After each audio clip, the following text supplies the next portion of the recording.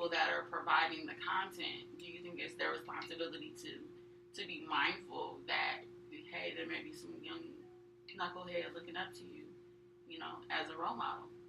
I mean, to me, I feel that I know I'm mindful, you know what I'm saying, but I definitely feel like, you know what I'm saying, if you're in a position of power, you got a platform, you definitely should be mindful.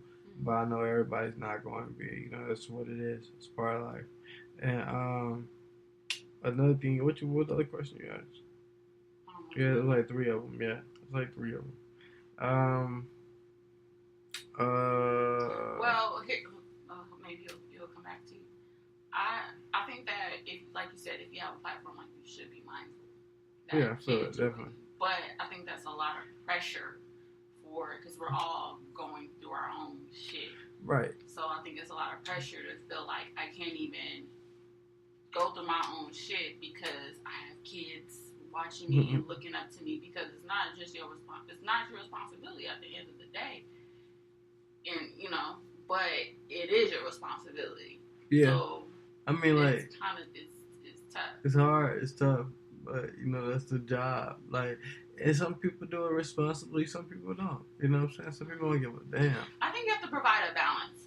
So, I think that, of course, there's a lot of naked shit going on Instagram and TikTok, and a lot of bitches shaking ass, and, a lot of, like, in music, promiscuity is being promoted, eating box and sucking dick, like, all of that shit, doing drugs. Like, I think that, it's all of that.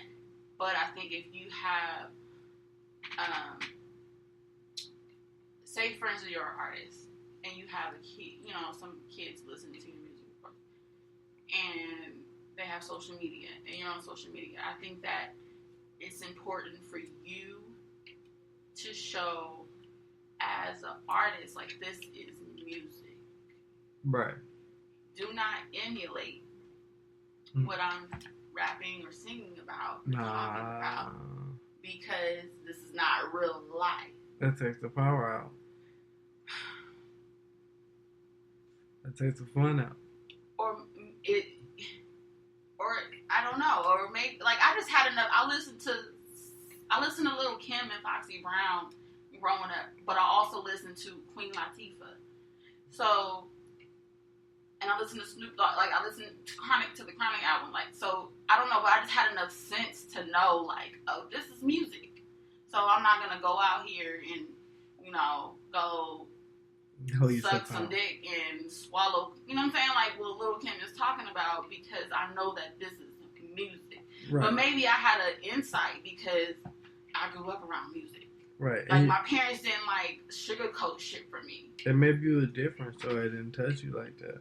But maybe it was somebody who was influential, who, you know what I'm saying, she was like, shit, I gotta go suck that, like Lil' Kim. Like, I want that Lil' Kim. They calling me Lil' Kim. Lil' Kim. So, in that situation, like, who failed her? I would say, her parents?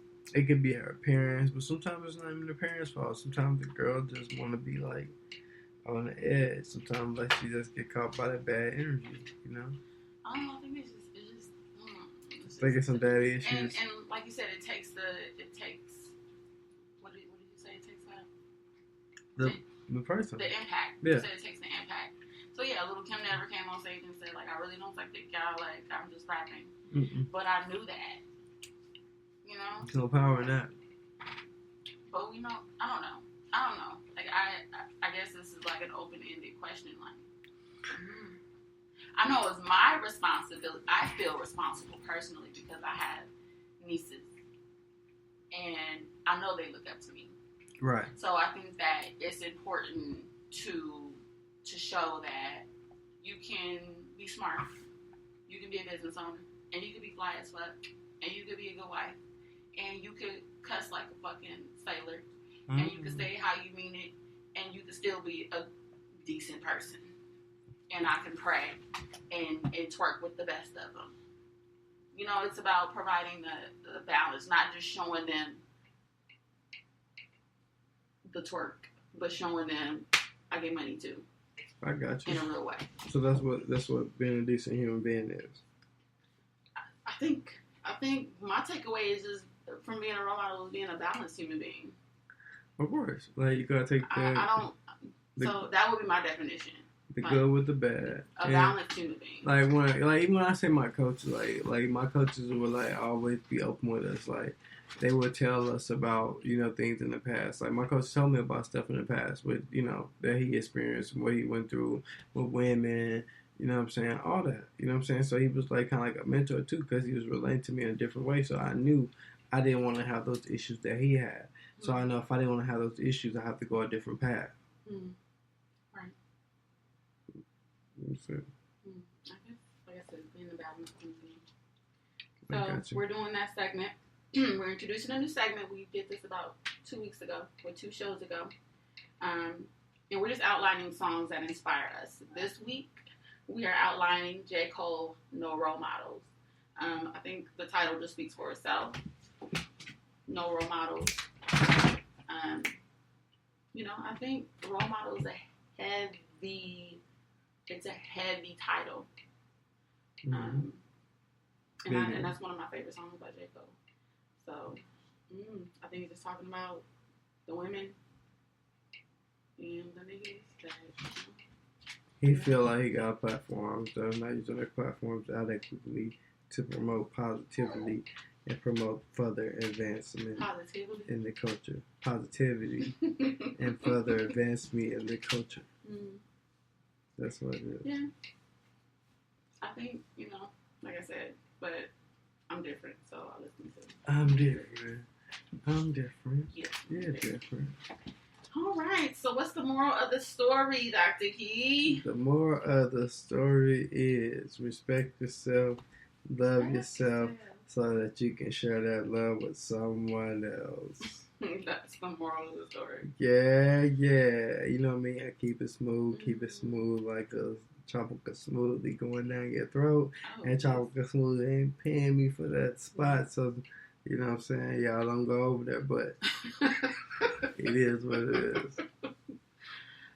I think my moral of the story, congregation, is that, just let's take out the role model topic. Let's just focus on being a balanced human being, i.e., ghetto and godly. It takes a little bit of both to make the world go round. Okay, so just allow people, especially these kids, to see all parts of you: the good, the bad, the ugly, the twerk, the business minded, all of that. Okay. All right, congregation. Thank you for tuning in to this week's episode of Ghetto and Godly.